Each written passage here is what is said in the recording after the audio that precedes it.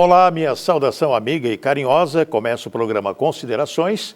Hoje, uma edição especial e de alerta para a gravidade dos casos de Covid-19 em gestantes e puérperas, publicado pela Agência Brasil, dados analisados pelo Observatório Obstétrico Brasileiro Covid-19, revelam que o número de mortes neste grupo dobrou em 2021 em relação à média semanal de 2020. Para falar sobre esse assunto, estamos aqui com o nosso querido amigo e irmão, Dr.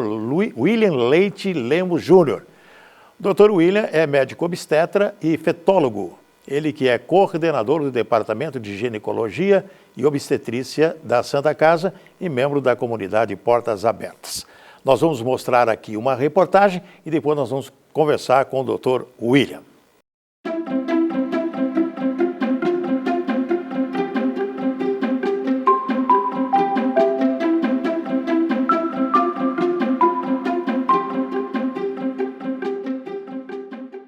A maternidade é um período especial na vida de mamães, papais e mexe com toda a família. A exemplo do que aconteceu lá em 2014, quando o Brasil sofreu um surto de chikungunya e zika vírus transmitidos pelo mosquito da dengue, a pandemia do coronavírus colocou as grávidas em alerta. Ser gestante numa época dessas em que um vírus altamente contagioso está em todo lugar preocupa e muda hábitos. O que a gente recomenda? Que se tome alguns cuidados, né, no atendimento da gestante. Como todas as outras pessoas, né, devem manter os cuidados, o uso de máscara adequada, os cuidados com álcool em gel, né? Mas o que é importante para quem presta o atendimento a essas gestantes, oferecer um local seguro, isso implica em espaçamento maior entre as consultas, né? Então, quer dizer, a gente evitar que haja aglomeração nas salas de espera. Então, a gente permite com que a gestante chegue, quando ela chegue na sala de espera não tenha ninguém, que ela saia também, de preferência, ela não encontre ninguém.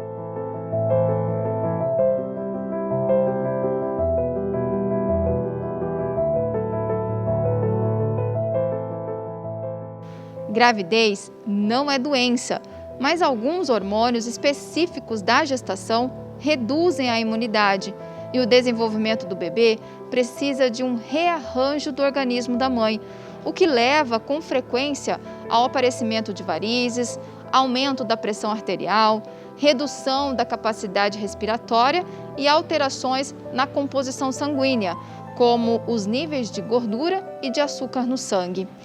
Essa mudança toda acaba colocando as grávidas como um grupo de risco para o coronavírus. E isso foi percebido pela Associação Brasileira de Ginecologia e Obstetrícia, que verificou um aumento no número de mortes de gestantes.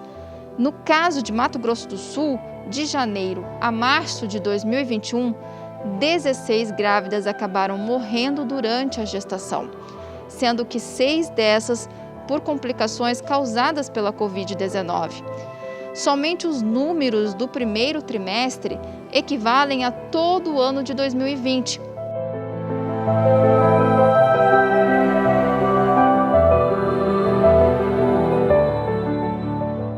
Uma infecção, incluindo aí a infecção pelo coronavírus, ou seja, a Covid-19, numa gestante tem potencialmente um risco maior do que essa mesma infecção na mulher fora da gestação, né?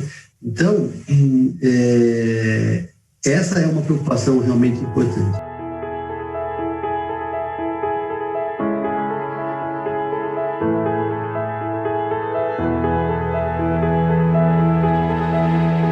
A prevenção, antes e depois da vacina contra o coronavírus, é a maior aliada para as grávidas e para as puérperas, as mamães com filhos recém-nascidos. A higiene deve ser redobrada, lavar as mãos com frequência, usar álcool em gel, usar sempre máscara de proteção, cobrindo o nariz, a boca e o queixo, evitar locais fechados com grande concentração de pessoas e sair de casa só para o essencial. Hoje eu respiro tranquila em saber que eu vou poder ter meu filho em casa e que eu vou poder não correr riscos nenhum de ter Covid por causa de ter ido ao hospital e tudo mais.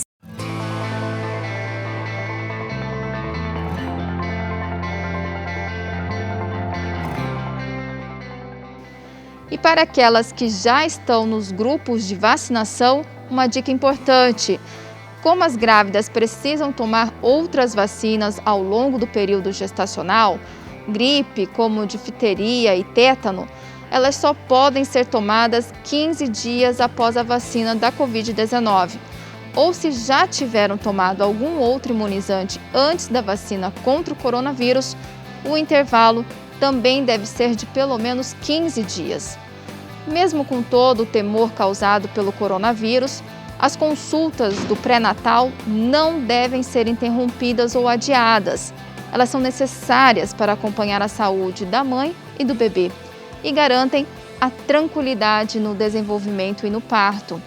E caso precise de atendimento fora do período do pré-natal, não hesite, fale com seu médico. A mulher não tem que entender que se eventualmente ela precisar de uma cesárea, se for recomendado uma cesárea, ela não tem que entender que então ela está tendo o pior parto. De maneira nenhuma, ela está tendo o melhor parto para ela naquela condição que ela precisa, né? E isso que é importante a gente entender.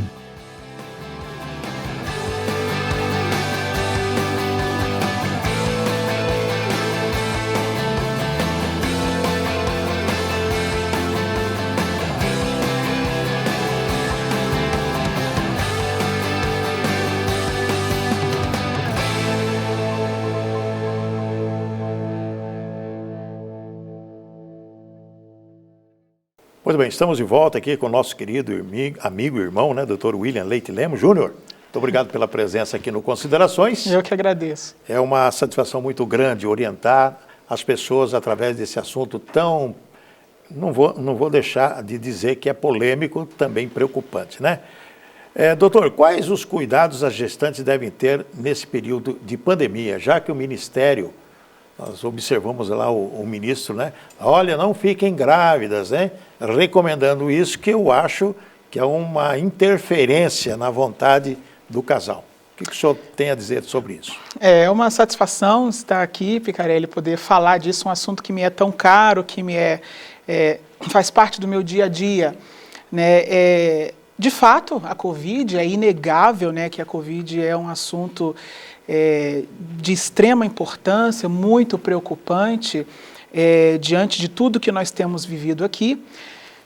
E para a gestante, ao contrário do que se pensava no início, nós acreditávamos que a gestante seria um paciente como todos os outros, em que a gente não teria uma maior gravidade. Isso foi resultado dos estudos preliminares que nós tivemos.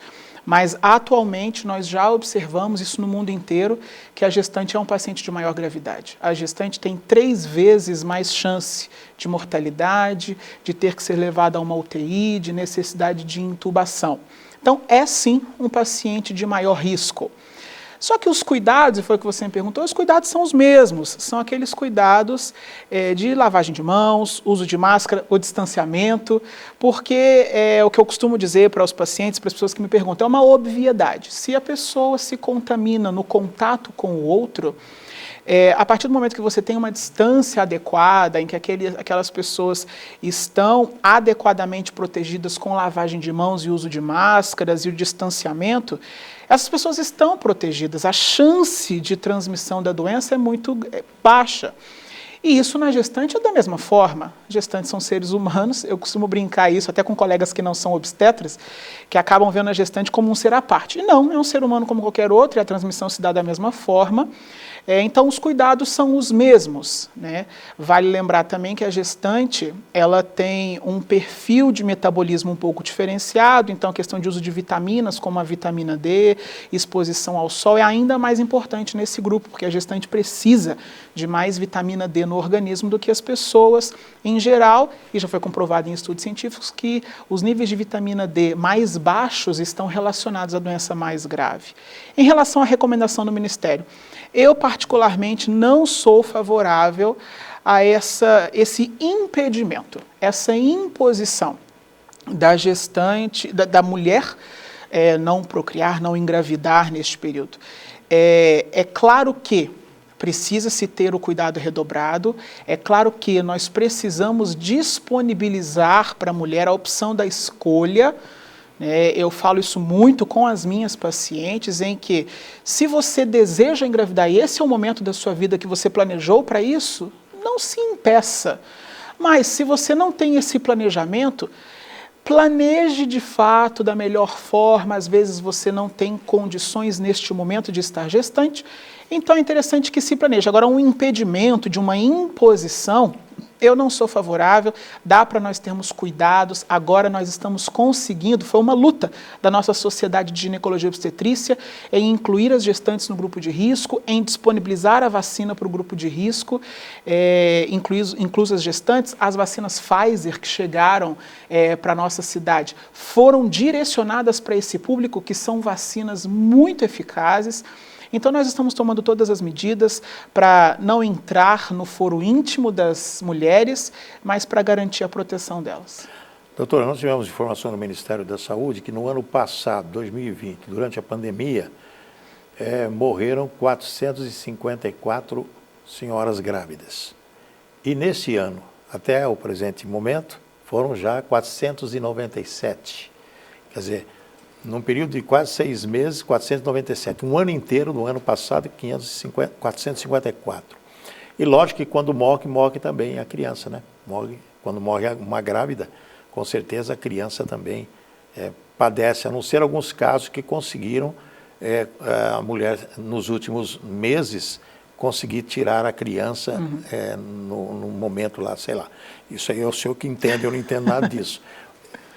A criança é afetada quando uma senhora pega Covid e às vezes ela está já para dar à luz no 9º mês e às vezes os médicos conseguem salvar a criança. As crianças são contaminadas ou não? Isso foi motivo de debate, né, na comunidade científica, se havia o que a gente chama de transmissão vertical. A transmissão vertical é que se dá da mãe para o bebê, seja dentro do útero ou através do aleitamento materno. O que hoje nós temos na ciência é que ocorre, mas é raro. Apesar de já ter alguns poucos casos, a quantidade, por ser tão poucos, é raro. A barreira placentária, que a gente fala, ela protege o feto de muitas coisas, e uma delas foi da Covid também, embora haja essa possibilidade. Em havendo essa contaminação, nenhum estudo até hoje comprovou que há uma malformação ou uma agressão ao bebê por conta disso. O que nós observamos? E estes números que você colocou são realmente números reais e preocupantes. O Brasil tem padecido muito, especialmente por termos uma saúde tão fragilizada, os pré-natais ficaram muito precários, então as gestantes muito expostas. E por isso tivemos esses números tão alarmantes. Mas nem todos eles, e até falando um pouco do que você disse, nem todos eles resultam na morte do bebê, porque nós conseguimos muitas vezes fazer o parto antes que aconteça o óbito da mãe. E no puerpério, a mãe acaba evoluindo mal e, de fato, uma perda. Só que, quando esta mãe está contaminada, e muitas vezes ela não padece, não falece dessa doença, a transmissão às vezes se dá no pós-parto imediato, em que há uma contaminação do bebê na amamentação, no cuidado, só que novamente os estudos não mostraram que isso traz grandes comprometimentos para a criança. Então, assim como a gente tem visto nos dados do mundo inteiro, pacientes mais jovens são menos vulneráveis, e isso também serve para os bebês. É claro que nós não queremos sair por aí contaminando crianças, nós queremos a proteção de todos, mas é uma doença menos grave. O que tem acontecido é que muitos destes partos acontecem prematuramente. E aí é o que eu costumo dizer, a pior doença para um ser humano é a prematuridade. Nós temos pulmões prematuros, ossos prematuros, musculatura prematura, cérebro prematuro, coração prematuro, tudo não está preparado para o nascimento. Então, artificialmente, temos que levar estes seres humaninhos à maturidade, o que é algo muito mais laborioso do que se ele estivesse dentro do útero. E isso tem impactado a saúde desses novos brasileirinhos, porque bebês prematuros demandam muito do sistema, porque exigem muitos recursos, muitos cuidados, e isso sim, a prematuridade, infelizmente, causada pela necessidade do parto antecipado, tem impactado negativamente a vida dessas famílias. Doutor, agora o parto prematuro, qual é a causa dessa prematuridade? Por que acontece isso? Ótimo. Eu gostaria que o senhor oferecesse também o índice disso aí, de parto normal, de parto cirúrgico e também de prematuridade. Sim. O parto, falando um pouco dos índices, isso no mundo inteiro, por conta da gravidade da doença, quando a paciente fica grave, com problemas de oxigenação no sangue, é necessário estabelecer medidas até heróicas para salvar essa mulher. E para que a gente consiga fazer essas medidas no tempo oportuno, o parto precisa ser feito muito rápido. Então, no mundo inteiro, a taxa, em pacientes com Covid, a taxa de cesariana gira em torno de 80%. E a taxa de parto normal, 20%. Especialmente nas pacientes graves, invariavelmente ela vai ser levada à cesariana. Vários locais estabeleceram protocolos de realizar cesarianas dentro das UTIs, para que aí sim, se houvesse uma necessidade muito importante de se encerrar aquela gestação dentro da própria UTI, para não perder tempo de levar a um centro cirúrgico ou não correr o risco daquela gestante descompensar no transporte. Então foi feito isso em São Paulo, foi feito muito isso. Aqui no nosso hospital regional, que é a nossa referência para situações de Covid, também foi feito isso, de partos serem realizados dentro da UTI. E como a gente precisa ser muito rápido nessa realização, invariavelmente é levada a cesariana. No mundo inteiro, em torno de 80% dos partos em pacientes Covid foram cesáreas e 20% partos normais. A prematuridade no nosso país, ela gira em torno de 11%. 11% dos nascimentos que acontecem anualmente no nosso país são de bebês prematuros. 11, 12, isso vai variar do ano. Nas pacientes com Covid, são taxas mais elevadas. Ainda são taxas que estão sendo calculadas, nós não temos exatamente o número preciso, mas chega ao dobro disso, 20%. 20, 22% taxa de partos prematuros nessas pacientes, porque são as pacientes que ficam graves. Então, junto, e aí é uma coisa muito importante falar, junto com as pacientes que estão sem o seu pré-natal, que estão com infecções, que têm quadros hipertensivos, que também vão acabar sendo levadas a um parto prematuro, soma-se as pacientes de Covid que precisam encerrar a gestação e a prematuridade aumentou bastante. No hospital que eu trabalho, nós tivemos um aumento importante do número de prematuros, em torno de 15% a mais do que no ano passado. Isso impacta muito, porque nós não temos aumento de número de leitos.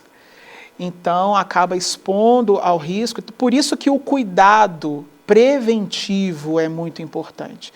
Da paciente se cuidar, da paciente se precaver, para que nós possamos levar o máximo possível a um momento mais adequado. E só para finalizar, para completar o que você perguntou, Picarelli, a prematuridade, ela não necessariamente, no caso de Covid, não necessariamente tem relação com a infecção em si. O paciente ficou com a infecção de Covid e por isso ela vai ter um parto prematuro. Isso pode sim acontecer, mas o que nós mais temos visto é uma paciente que se debilita, que acaba indo para um quadro grave e a gestação, por exigir muito do corpo da mulher, não pode prosseguir. Então, por isso se faz o parto prematuro. Uma outra situação nós já sabemos, isso está na literatura, que o quadro de Covid pode causar alterações da coagulação do sangue. E por isso essa paciente tem alterações da coagulação do sangue, levando a síndromes como a pré-eclâmpsia, que também precisa ter um encerramento prematuro da gestação. Doutor William, no ano de 2018, quando houve aquela, não sei se foi epidemia, mas para mim foi, de dengue no Brasil inteiro. Dengue, depois veio a chikungunya, depois veio a zika e as suas variantes. Na Bahia tivemos o relato de muitos casos de senhoras grávidas que contraíram a doença, o dengue, a zika, e que tiveram crianças nascidas com problemas de hidrocefalia e outros problemas mentais. Muito bem, de lá para cá, parece que o quadro continua. A dengue está presente no 2018, 2019, 2020, Sempre 2021. presente. Sempre presente. Só que não se fala mais na dengue, nem da zika, nem tampouco na chikungunya, que estão presentes aí. No caso da Covid, associada com a dengue, a zika, essas parturientes, como que fica o medo delas, né? Porque elas têm medo. Tinham medo da zika, agora tem a Covid, tem a zika, tem a dengue, chikungunya, que estão aí matando pessoas. Sim, eu tenho até nas minhas redes sociais, as pacientes procuram muito, né, preocupadas sim, o que pode acontecer, né, com as suas crianças. É importante a gente frisar aqui, o Zika realmente é um vírus que prejudica a formação neurológica do feto. Isso é uma coisa que já é inquestionável, indubitavelmente isso acontece. Dengue e chikungunya podem ter algum comprometimento, mas não necessariamente neurológico. Nós temos uma sigla que se chama TORCH, em medicina, né, que fala justamente das infecções congênitas. Infecções que estão por aí, como dengue, como zika, que podem acometer a gestante e causar malefícios ao feto. A dengue pode ser assim também, a chikungunya da mesma forma. O zika chama mais atenção por conta da ação neurológica. Em relação ao Covid, não existe nenhum estudo até agora que comprovou de fato que exista uma correlação da Covid-19 com malformações no feto. Não existe. Isso pode acontecer? Bem, medicina não é matemática. Poder acontecer pode.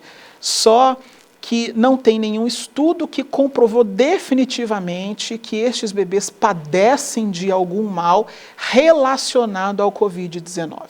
O que realmente está claro é a prematuridade, a necessidade de nascer antes, que realmente impacta estes bebês e pode trazer sim aí transtornos neurológicos e mentais por conta da prematuridade, mas não do efeito do vírus sobre esse feto. É claro que o medo existe e o medo, de certa forma, é bom para que a gente se proteja, né? Mas não deve ser um medo exacerbado. Na minha opinião, nós não devemos nos entregar à ansiedade absurda, porque existem meios de se cuidar, existem meios de se proteger para que a gente consiga ver a nossa vida. Vale dizer, como você mesmo colocou, Picarelli, a dengue, a zika e a chikungunya continuam aí. Eu tive recentemente uma paciente na Santa Casa que ela estava com febre, dores no corpo, dores de cabeça, e aí já taxaram ela de Covid. Numa conversa com ela, a paciente não tinha nenhum sintoma respiratório. E aí eu fiz o teste de dengue e veio positivo. Então, assim, essas doenças estão aí. E, infelizmente, a Covid-19 ela veio para ficar. Assim como o SARS, que foi a primeira em 2002, o MERS, que ainda existe no Oriente Médio, ele não sumiu, ele está lá no Oriente Médio, 2012, 13, e agora a Covid. Ela veio para ficar. A gente precisa se proteger, precisamos ter vacinas. O nosso país é um dos que tem maior cobertura vacinal no mundo. O sarampo estava praticamente erradicado. Só que as pessoas começaram a banalizar a vacinação e tivemos surtos de sarampo. Então, assim, é importante que as pessoas entendam que não há necessidade de pânico, eu sou totalmente contrário a isso, porque existem meios de tratamento e de cuidado, existem vacinas, muitas pessoas questionam das vacinas terem sido feitas muito rapidamente. Hoje em dia nós temos tecnologia para poder fazer rapidamente as vacinas. E é claro que vamos aperfeiçoando ao longo do tempo. Isso era diferente no passado. Então temos vacina, temos cuidados preventivos, temos tratamento que podem ser feitos e aí cada paciente pode conversar com o seu médico. Então não vejo lugar para pânico, sim para um alerta e um cuidado para que possamos ter a nossa vida o mais normal possível. Doutor William, nós temos aí vários tipos de gripes, né? Inclusive já começou a vacinação da H1N1 e as suas variantes, etc., em crianças, né? Para que depois possa atingir as outras faixas etárias. A associação entre a vacina da Covid, que as pessoas já estão sendo vacinadas, a primeira dose, segunda dose, a Coronavac, que seria a segunda dose depois de 15 ou 3 semanas, e a AstraZeneca, que estão falando que toma uma dose, depois de 3 meses, a outra dose. existe a eficácia de uma vacina que seria de uma dose só? O porquê dessas primeira dose, segunda dose, o senhor poderia explicar como que funciona isso, né? Tomei a vacina, já começa a produzir anticorpos, mas daqui 15, 20 dias eu tenho que tomar a segunda dose. Para quê? Para fortalecer. Agora a outra é uma dose só. Daqui 3 meses, como que funciona essa matemática, entre aspas, da ciência? Isso, na verdade, Picarelli, vem de vários testes que foram feitos. As fases de produção de uma medicação são justamente para isso. Primeiro você testa in vitro, né, você tem ali a ideia de como aquela substância pode funcionar, e aí por isso você leva isso ao laboratório, depois você transforma isso para testes em animais, e ali é que nós vamos vendo a relação do organismo com a substância. E tem como medir isso, né? Vai sendo medido ao longo do tempo e dos testes qual é a resposta imune, ou seja, a quantidade de anticorpos produzidos, quanto tempo esses anticorpos duram, se esses anticorpos realmente neutralizam aquele vírus e em quanto tempo isso acontece. Como as tecnologias de produção de cada vacina são diferentes, a forma como aquela vacina estimula o nosso corpo também é diferente.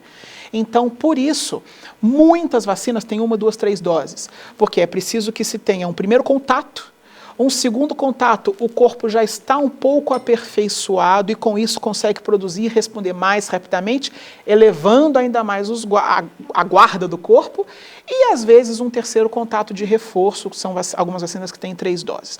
Então é justamente para isso, para que tenha um contato, liga o pisca-alerta do nosso corpo, depois um segundo contato, todo mundo já está de prontidão no nosso organismo e começa a produzir uma coisa mais duradoura e mais aperfeiçoada. É como se nós estivéssemos lapidando uma pedra bruta para que aquilo dali se transforme num diamante bonito. Esse é o sistema imune do nosso corpo. Algumas vacinas, elas só precisam de uma dose, porque já foi observado e estudado que com uma dose eu consigo alcançar o mínimo necessário para proteger essa pessoa contra aquela doença. E a influenza é dessa forma, até porque a cada ano os vírus influenza circulantes mudam. E é muito importante a gente entrar um pouquinho nesse assunto sobre as variantes. Todos os vírus têm variantes. Todos os vírus mudam.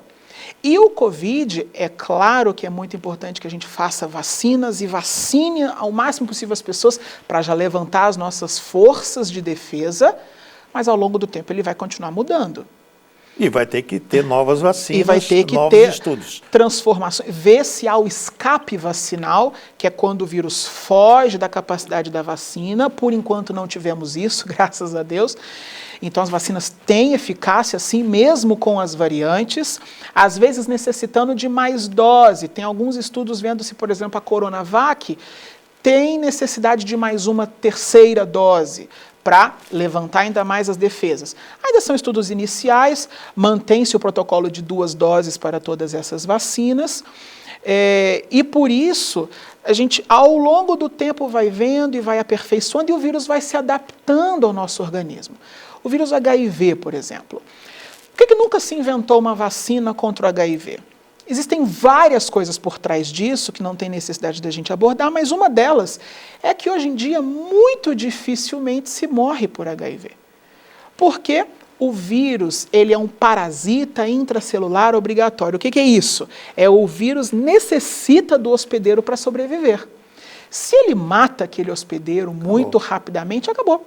Então ele precisa se adaptar ao hospedeiro, e naturalmente o hospedeiro se adapta àquele vírus, para que ele possa viver o que a gente chama em simbiose. Ambos mantêm-se bem, sem maiores problemas. Hoje em dia o HIV precisa sim do uso dos coquetéis e dos tratamentos para manter o vírus em controle, mas ele consegue se manter muito bem. Muito difícil hoje em dia você ter alguém que morra de HIV. Isso é a história natural do desenvolvimento das doenças virais. Os vírus vão se adaptando. É claro que existem algumas variantes que podem ser mais virulentas, mais contagiosas, mas ao longo de muito tempo, com o uso de vacinas e de tratamentos de contenção do vírus, a gente consegue se adaptar a isso. Mas, voltando ao que você perguntou inicialmente, essa diferença de doses é por conta da resposta imunológica a cada tecnologia da vacina. A Coronavac é vírus inativado, então eu peguei o vírus do Covid, inativei ele não produz doença, mas ele tem as partículas que são reconhecidas. A AstraZeneca é um vetor viral não replicante, ou seja, é um vírus que veio do macaco, já conhecido, já utilizado em outras vacinas, seguro, em que nós temos partes do coronavírus ali dentro e isso vai ser identificado pelo nosso organismo e produzir as substâncias que vão gerar a imunidade. A Pfizer é uma vacina de RNA. O que é isso? É uma partícula do DNA do vírus que é introduzida no nosso corpo, aquilo não atinge o núcleo, é importante falar isso. Muitas pessoas falaram de mudança do material genético, vai ter uma mudança no material genético humano. Nós precisamos ter muito cuidado com as informações que nós divulgamos, isso não é verdade, porque o RNA, ele fica no citoplasma da célula, ou seja, fora ao núcleo, não tem contato com o nosso DNA. Ele vai ser lido por estruturas que são chamadas de ribossomos, que elas vão produzir as proteínas que compõem o vírus do Covid. Eles não vão produzir o vírus, só partes. E essas partes vão gerar a imunidade que nós precisamos ter. Então, cada tecnologia tem as suas particularidades e, por isso, a diferença de imunização e de período. Doutor, explica para nós, que é muito importante essa explicação que o doutor William vai nos dar agora. Por exemplo, as pessoas falam assim, olha, a AstraZeneca está tomando, está dando reação, dá alguma reação. Bom, esse é um ponto. Outras pessoas que são testa positivo Covid, têm falta de paladar, olfato, outras não. Umas têm dor de cabeça, outras não. Outras têm cansaço, outras não. Outras têm falta de ar, outras não. Outras têm diarreia, outras não. Por que essa variante de sintomas em relação se o vírus é o mesmo? Eu gostaria que o senhor falasse também sobre a ação preventiva, que se fala muito. Sim. Então, vamos lá. Sobre a questão do vírus ser o mesmo, mas ter diferentes comportamentos no nosso corpo. Isso depende de algumas coisas. Depende de como esse vírus vai encontrar o organismo. Então, encontra-se um organismo muito debilitado, que tem um sistema imunológico às vezes mais debilitado, não consegue combater, esse vírus pode se procriar muito rapidamente e atingir vários órgãos. Aí vai atingir intestino, pulmão, cérebro, vai atingir tudo, até coração. Temos relato na literatura de miocardites por conta do Covid, temos relato na literatura de pancreatite por conta do Covid. Então, isso vai depender muito da resposta do organismo, de como esse organismo vai reconhecer o vírus. E, dependendo dessa que a gente chama de carga viral, vai atacar mais, isso é da resposta de cada um, vai atacar mais o nervo olfatório, e aí por isso perde paladar, perde olfato, vai atacar mais a parte pulmonar, especialmente se a pessoa já é debilitada. É importante frisar que muitos têm o pulmão atacado, a grande maioria, mas só que grande parte não chega a ser um comprometimento tão exuberante que necessite de internação ou de intubação orotraqueal. Então, muitas pessoas têm sim acometimentos de vários órgãos, mas respondem mais em determinado órgão. Responde mais no intestino, às vezes pessoas que já tenham algum comprometimento intestinal, alguma irritação, alguma cirurgia, vão responder ali. Algumas pessoas, por conta da carga viral, vai ter mais sintomas respiratórios. Isso é uma resposta que é de cada um e é imprevisível. Nós não temos como prever quem vai desenvolver o quê. Nós sabemos o que são sintomas leves e o que são sintomas graves. Então, sintomas leves é isso, é perda de olfato, perda do paladar, uma diarreia sem desidratação, né? Porque se a pessoa desidrata, ela precisa também de atendimento. E são sintomas leves, uma dor de cabeça, uma febre baixa. Sintomas mais moderados ou graves, aí é sim quando a pessoa começa a apresentar tosses muito frequentes, piora da diarreia, febre alta, acima de 39 graus, sendo necessário uso contínuo de antitérmicos, são sintomas moderados a graves, e o sintoma mais grave é a doença respiratória, a síndrome respiratória aguda grave, que é quando a pessoa entra com falta de ar. Doutor, estamos já praticamente encerrando o nosso programa. Antes de encerrar, as suas considerações finais, fala sobre prevenção. O pessoal fala de hidroxicloroquina, ivermectina. Eu vou dizer, eu tomei tudo isso aí e graças a Deus não tive nada, nem Covid. Porque quando nós tivemos já a informação, não custa tentar.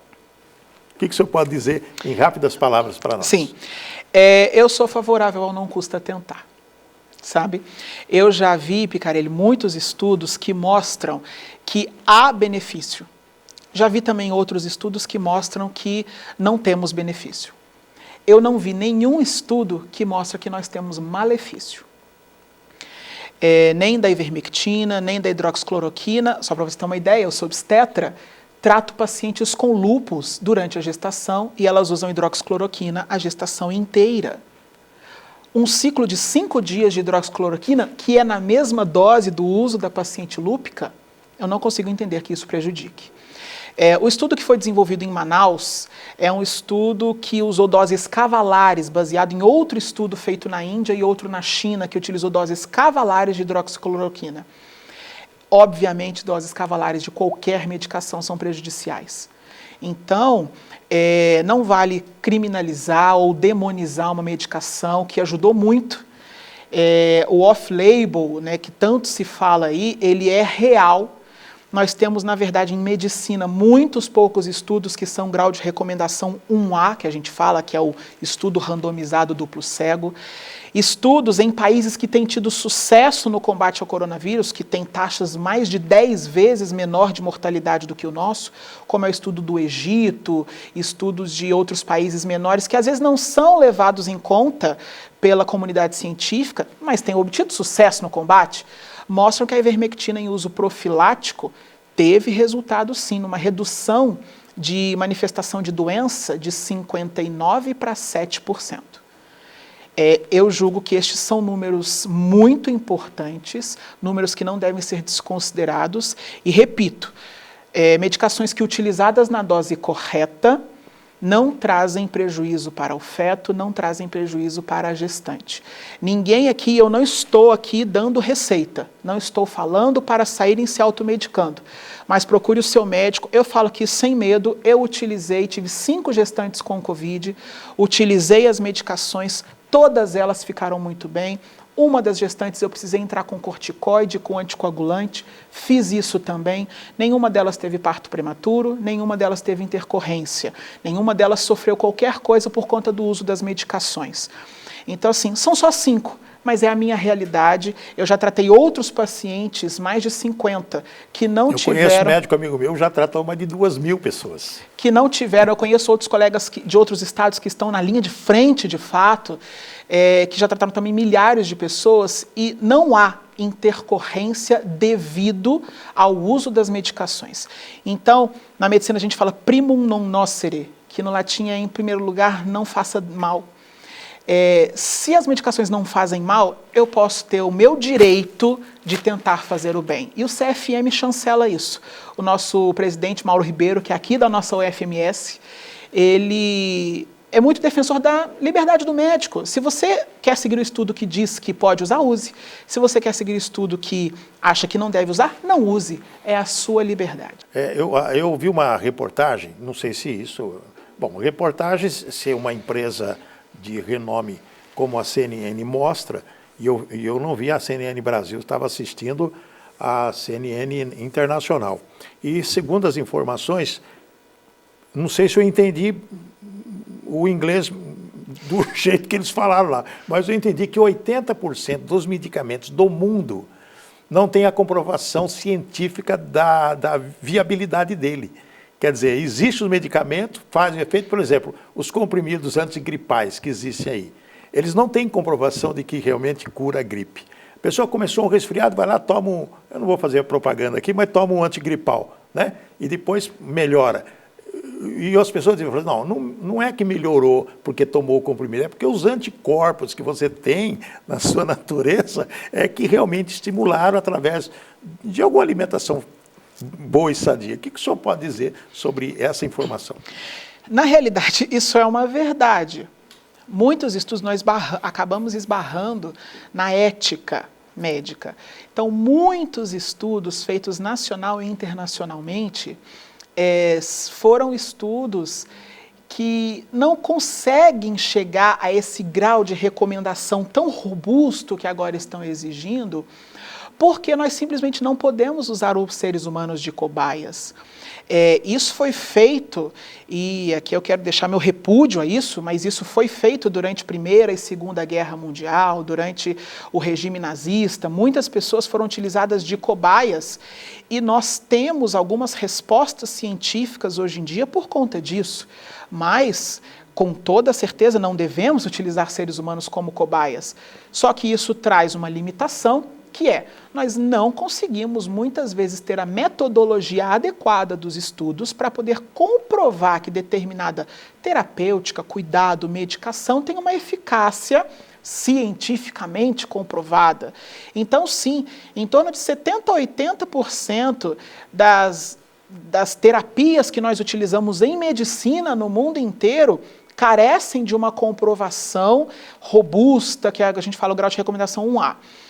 Tem muitas que são graus de recomendação mais baixos, que também são cientificamente aceitos, mas não é o grau de recomendação de um estudo duplo cego randomizado. Um exemplo, se eu tenho uma terapia que eu estou vendo naquele estudo que aquela terapia funciona e ela é boa para aquela determinada doença.